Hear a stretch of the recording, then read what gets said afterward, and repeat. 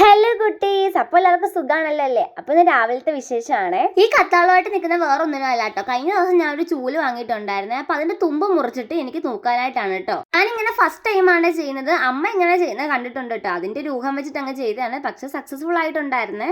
എനിക്ക് എന്തെങ്കിലും പുതുതായിട്ട് കിട്ടിക്കഴിഞ്ഞാൽ അതുകൊണ്ട് പിന്നെ എന്തെങ്കിലും ചെയ്തില്ലെങ്കിൽ എനിക്ക് സമാധാനം വരില്ല കേട്ടോ. അപ്പൊ എന്നത്തെയും പോലെ തന്നെ ചായ ഇട്ടിട്ട് എന്റെ ഡ്യൂട്ടി അങ്ങ് തുടങ്ങാന്ന് വിചാരിച്ചിട്ടുണ്ടായിരുന്നേ. എനിക്കാണെങ്കിൽ ചായ കുടിക്കുമ്പോഴോ അല്ലെങ്കിൽ എന്തെങ്കിലും കഴിക്കുമ്പോഴോ എന്തെങ്കിലും ടിവിയിലോ അല്ലെങ്കിൽ ഫോണിലോ എന്തെങ്കിലുമൊക്കെ കണ്ടോണ്ടിരിക്കണം കേട്ടോ.